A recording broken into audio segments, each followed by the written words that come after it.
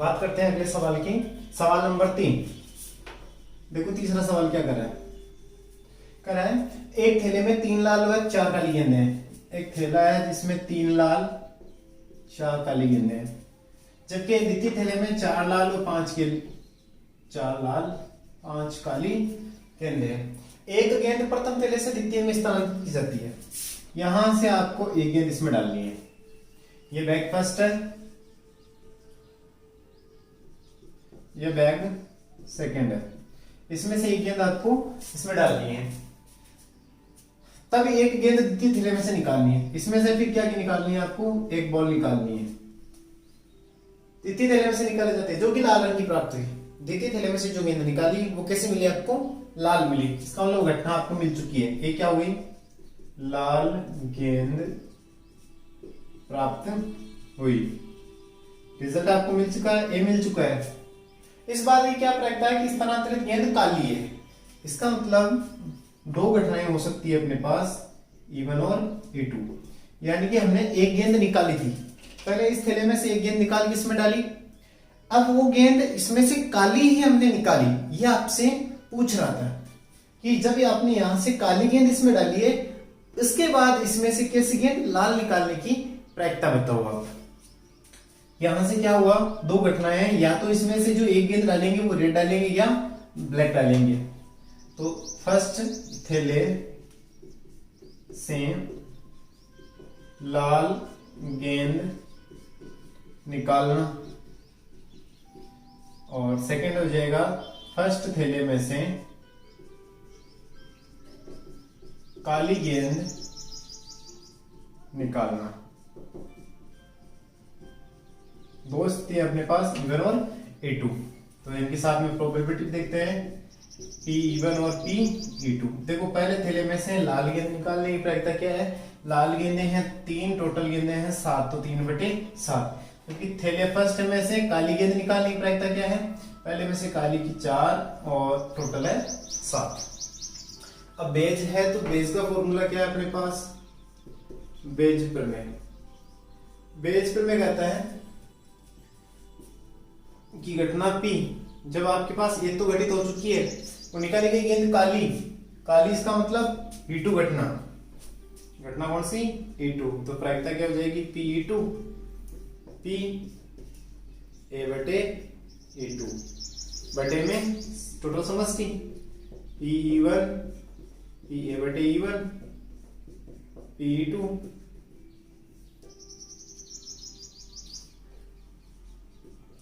A/E2। तो आपको निकालनी है अब P/E1। इसका मतलब क्या है? जब आपने पहले थैले में से लाल गेंद निकाल के इसमें डाल दी, उसके बाद क्या निकालनी है? लाल गेंद प्राप्त हुई कहां से? सेकंड थैले में से। कौन से थैले में से मिली आपको? सेकंड थैले में से। पहले में से एक लाल गेंद इसमें डाल दी, तो टोटल लाल कितनी हो गई इसमें? 5। और कुल गेंदें कितनी हो गई? 10। इनमें से फिर एक गेंद निकालने की प्रक्रिया क्या हो गई? 5/10, या कह सकते हैं 1/2। इसी प्रकार P/A/E2 कितना हो जाएगा? P/A/E2 इसका मतलब यहां से काली गेंद उठाई, इसमें डाल दी, फिर इसमें से लाल गेंद निकाली, तो यहां टोटल गेंदें हो गई 10, जिनमें से लाल हैं 4, तो 2/5। ये मान वहां से उठा के यहां फॉर्मूले रख देते हैं। E2 का मान कितना है?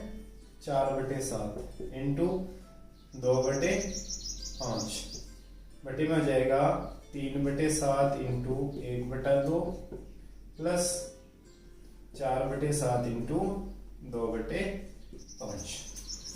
ये हो जाएगा 8/32 बटे में लगभग कितना आ जाएगा? 70। यहाँ 14, 5 3 15 प्लस 35, तो 8 दूनी 16।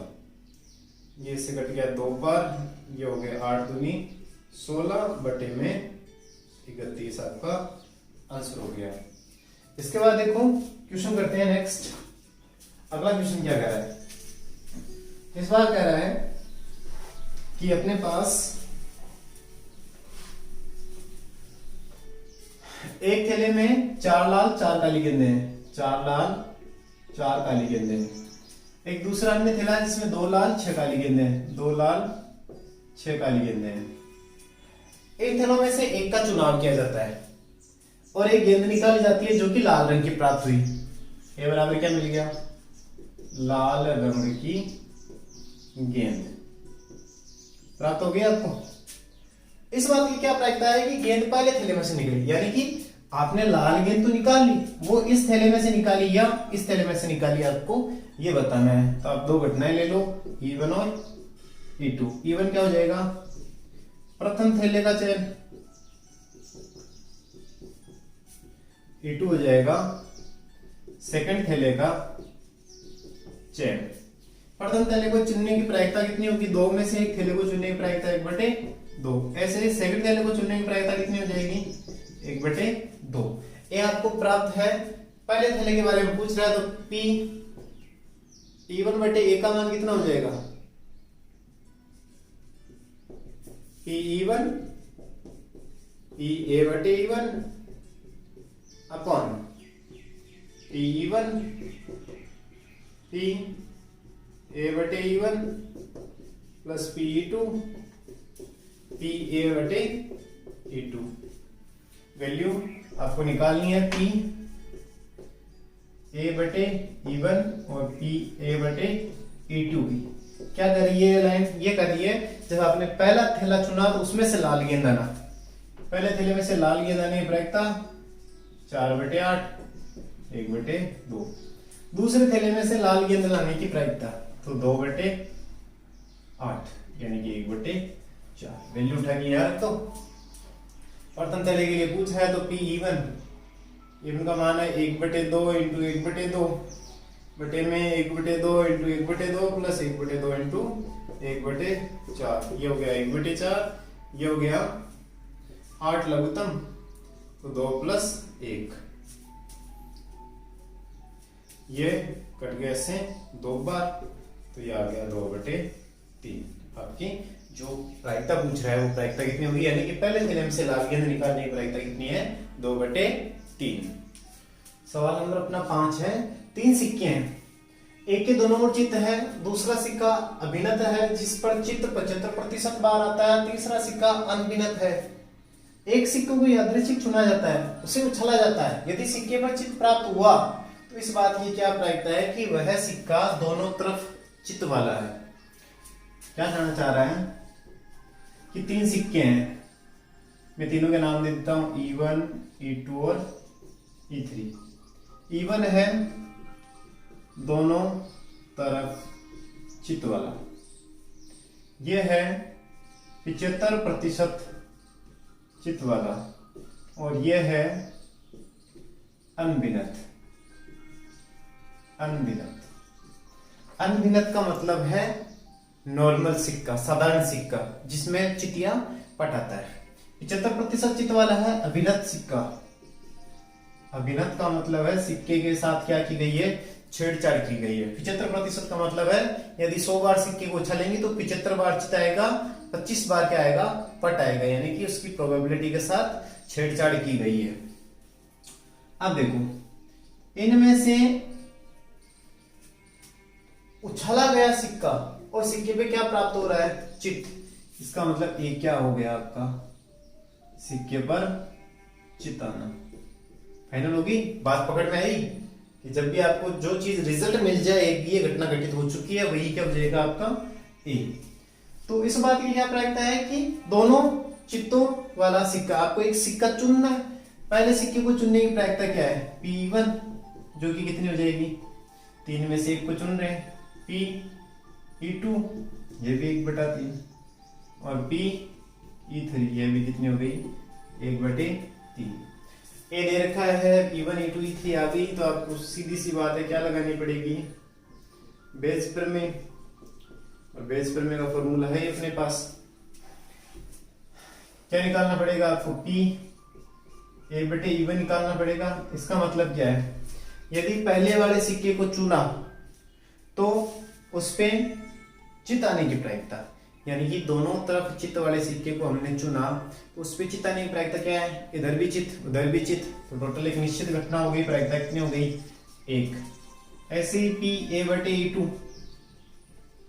लैंग्वेज नहीं लिख रहा हूं मैं, नोट्स में लिखवा चुका हूं मैं पहले भी, और जिन्हें नहीं पता थोड़ा सा ध्यान रखें, लैंग्वेज लिखनी जरूरी है यहाँ।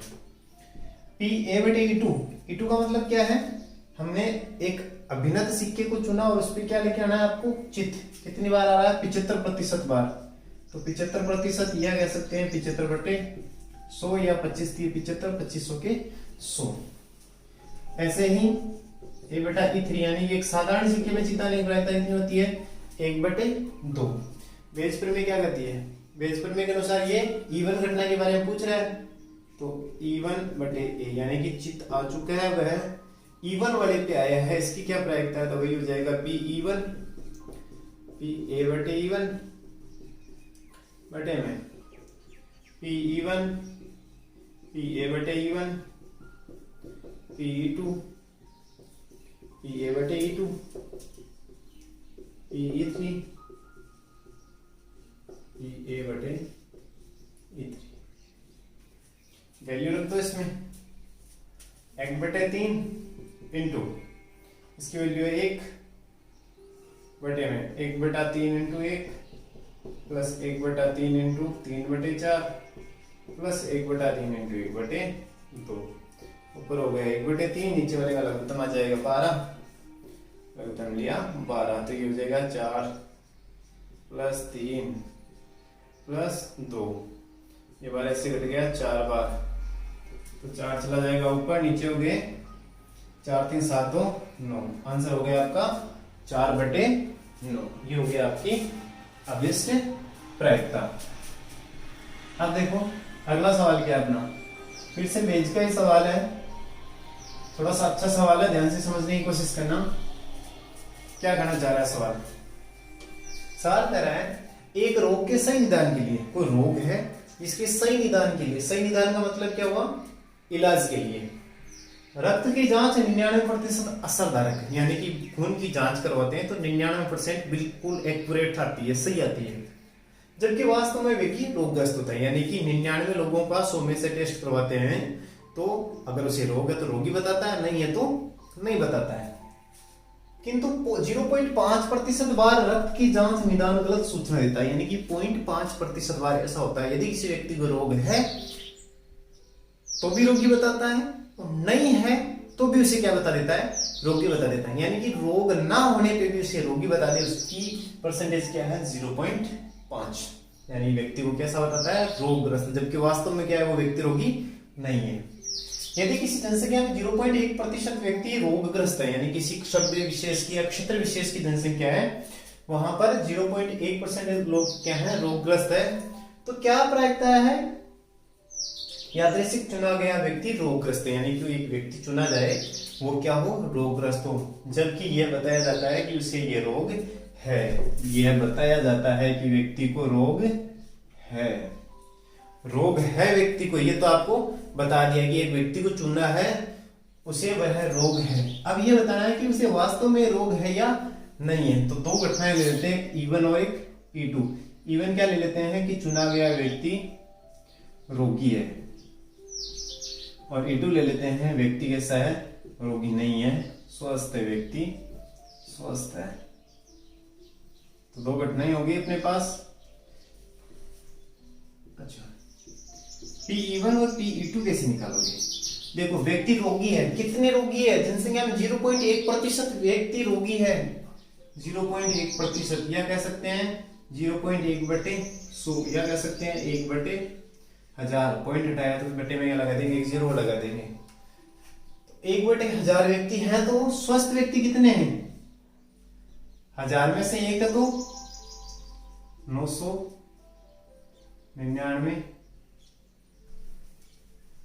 या ऐसे लिख देते हैं 1 माइनस 0.1%, यानी कि 0.9%, या कह सकते हैं 9/1000, 9/1000 व्यक्ति कैसे हो जाएंगे आपके, सॉरी 99 होगा, 0.1 निकाला है हमने, तो 99 कर ली, 1/1000, तो ये कितना हो जाएगा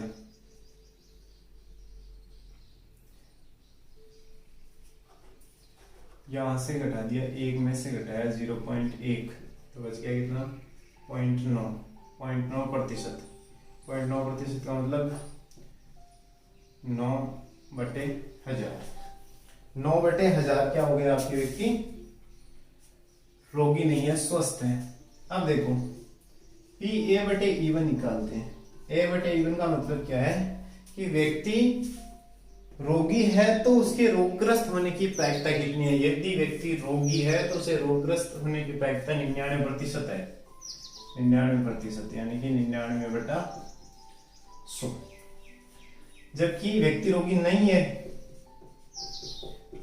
उसकी प्रायिकता है 0.5%, यानी कि 5/100।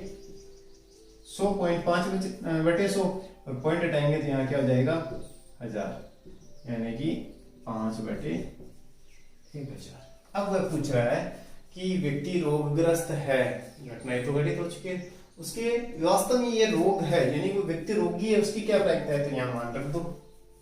PE1 कितना है 1/1000 इंटू PA/99/100 बटे में 1/1000 इंटू 99/100 प्लस 9/1000 प्लस इंटू 5/1000। थोड़ा सा ध्यान से देखें तो इसका लघुत्तम ऊपर आ रहा है 1,00,000। इसको मैं लिख देता हूं 1000 इंटू 100 और ऊपर है 99, बटे में क्या हो जाएगा, लघुत्तम आ जाएगा 1000 इंटू 1000, तो यहाँ 100 है तो ये हो जाएगा 990 प्लस ये 9×5 ये 1000 से 1000, 100 से 100 गए, 1 0 बच गया, तो ये बच गया 990/990 और 45 1035। 9 का भाग जा रहा है, 9 एकम 9, 9 एकम 9 और 9 एकम 9 1 और 9×5 45। 5 का भाग जा रहा है 22 बार और यहाँ पर जा रहा है 23 बार, तो 22/23 आपका आ गया आंसर। यानी अगर व्यक्ति कोई स्वस्थ है, व्यक्ति स्वास्थ्य में रोगग्रस्त है तो उसकी रोगी होने की प्रायिकता क्या है 22/23। अब बात करते हैं हम, देखो नेक्स्ट क्वेश्चन की। क्वेश्चन नंबर अपना 6 और प्रश्न नंबर 7 क्या कर रहा है, देखो प्रश्न नंबर 7 अपने बुक का कि यह ज्ञात है कि महाविद्यालय में 60% विद्यार्थी कहाँ रहते हैं, हॉस्टल में रहते हैं, और 40% विद्यार्थी हॉस्टल के बाहर रहते हैं, डे स्कॉलर है। पूर्ववर्ती वर्ष के परिणाम सूचित करते हैं कि छात्रावास में रहने वाले छात्रों में 30% तथा छात्रावास में ना रहने वाले विद्यार्थियों में 20% छात्रों ने ए ग्रेड प्राप्त किया है। यानी जो हॉस्टल में रहते हैं उनके तो ए ग्रेड मिला कितनों को, 30% विद्यार्थियों को, और जो हॉस्टल में नहीं रहते हैं उनको ए ग्रेड मिला है कितने प्रतिशत को, 20% विद्यार्थियों को। वर्ष के अंत में महाविद्यालय से एक छात्र का यादृच्छिक चुना गया और यह पाया गया कि उसे ए ग्रेड मिला। यानी एक छात्र को चुना और उस छात्र को क्या मिला है, ए ग्रेड मिला है। अब क्या कर रहा है, इस बात की क्या प्रायिकता है कि वह छात्रावास में रहने वाला है। यानी कि इस बात की क्या प्रायिकता है कि जो ए ग्रेड मिला वो छात्रावास में रहता है। तो दो घटनाएं हैं, एक को E1 कर दो और एक को क्या कर दो, E2। यानी हॉस्टल में रहने वाले छात्रों को तो कर दिया हमने E1 60%, यानी कितने हो गए 6/10 या 3/5, और जो बाहर रहते हैं उनका है 40/100, यानी कि 2/5।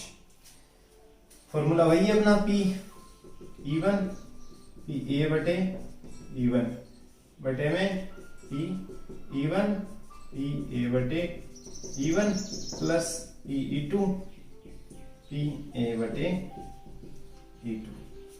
अब देखो जो हॉस्टल में रहते हैं उनको ए ग्रेड कितने को मिलता है, इसका मान क्या है कि अगर कोई हॉस्टल में रहता है तो उसे ए ग्रेड मिलने की प्रायिकता कितनी है, 30%। इसका मतलब जो PA/E1 जो है वो है 30% और PA/E2 है वो है 20%। 20% का मतलब 20/100 यानी कि 1/5। और 30% है इसका मतलब 30/100 यानी 3/10। ये वैल्यू यहाँ रख दो, आपका आंसर आ जाएगा। कितना है 3/5 इंटू 3/10 बटे में 3/5 इंटू 3/10 प्लस 2/5 इंटू 1/5। ये पूरा हो गया 9/50 बटे में लघुत्तम आ गया 50। ये हो गया 9 प्लस ये 25 दूने 50 तो 3 4, 50 से 50 कैंसिल तो ये आ गया 9/13। मैंने केवल समझाया है, सेम क्वेश्चन है इसलिए आप आराम से कर सकते हो। 8वां क्वेश्चन है, एक बीमा कंपनी है, 2000 स्कूटर चालक, 4000 कार चालक व 6000 ट्रक चालकों का बीमा किया है। स्कूटर चालक हैं कितने 2000, बस चालक हैं, स्कूटर कार चालक हैं 4000 और ट्रक चालक हैं 6000। इनका क्या किया है, इसने बीमा किया है। स्कूटर चालक, कार चालक व ट्रक चालक के दुर्घटना होने की प्रायिकताएं दे रखी है, यानी आपको कुछ प्रायिकताएं दे रखी है 0.1, 0.03, 0.15। बीमित व्यक्तियों में से एक दुर्घटनाग्रस्त हो जाता है, यानी कि इतने व्यक्तियों में से किसी एक का एक्सीडेंट हो गया। ये क्या है, दुर्घटनाग्रस्त होना, कोई एक दुर्घटनाग्रस्त हो गया है। इस बात की क्या प्रायिकता है कि वह स्कूटर चालक था, यानी कि इस बात की क्या प्रायिकता है कि जिसका एक्सीडेंट हुआ था वो एक स्कूटर चालक है। इसका मतलब मैं स्कूटर चालक को E1 कह देता हूँ, कार चालकों को E2 कह देता हूँ और ट्रक चालकों को कह देता हूँ E3। इनकी प्रायिकताएं क्या हो जाएगी, देखो देखिए 2000 व्यक्ति अनुकूल स्कूटर चालक, कितने में से 12000 में से, तो 2000 बटे 12000 कितने आ गए 1/6। 4000 कितने में से 12000 में से कितने आ गए 4/12 या 1/3। 6000 बटे में 12000 कितने हो गए आधे 1/2। अब वो कह रहा है स्कूटर चालक होने की, स्कूटर चालक द्वारा दुर्घटना घटित करवाने की जो प्रायिकता है वो कितनी है 0.1 दे रखी है आपको। कार चालक की कितनी दे रखी है 0.03 और ट्रक चालक की कितनी दे रखी है 0.15। ये संगत प्रायिकताएं आपको दे रखी है। वो पूछ रहा है कि P E1 बटे A बताइए, यानी कि अगर दुर्घटनाग्रस्त कर दी, वो दुर्घटना किसने की है स्कूटर चालक ने की है, इसकी प्रायिकता क्या है। तो फॉर्मूला ये पड़ा, ऊपर आ जाएगा P E1 का मतलब 1/6 इंटू P A बटा E1 यानी 0.01 बटे में कितना हो जाएगा। इनको मैं सरल करके लिख देता हूं ताकि पॉइंट हट जाए। ये हो जाएगा 1/100, ये 3/100 और ये 15/100। तो यहाँ लिख देते हैं 1/100। ये हो जाएगा 1/6 इंटू 1/100 प्लस दूसरा E2 कितना है 1/3 इंटू 3/100 प्लस 1/2 इंटू 15/100। लघुत्तम कितना आ जाएगा, ऊपर तो बन जाएगा 1/600, नीचे लघुत्तम है 600 300 200, तो लघुत्तम ले लिया 600। यहाँ तो हो जाएगा 1 प्लस, यहाँ हो जाएगा 300 तो 3 दूनी 6, यहाँ 200 तो 15 दूनी 30, सॉरी 3 बार हो जाएगा 200, यहाँ तो 3 से गुणा करेंगे 15 तिया 45, 600 से 600 कैंसिल, तो ये एक बार गया 45 और 7 52, 45 और 7 52। तो आपकी जो ये प्रायिकता है वो प्रायिकता हो जाएगी, 8वां क्वेश्चन है 1/52। बचे हुए क्वेश्चन हम नेक्स्ट वीडियो में करेंगे। आप सवाल नंबर 9, 10, 11, 12, 13, 14 की प्रैक्टिस करना। मैं जल्द ही कोशिश करूंगा नेक्स्ट वीडियो डालने की। आप एक बार इन सवालों को जरूर मिला लें।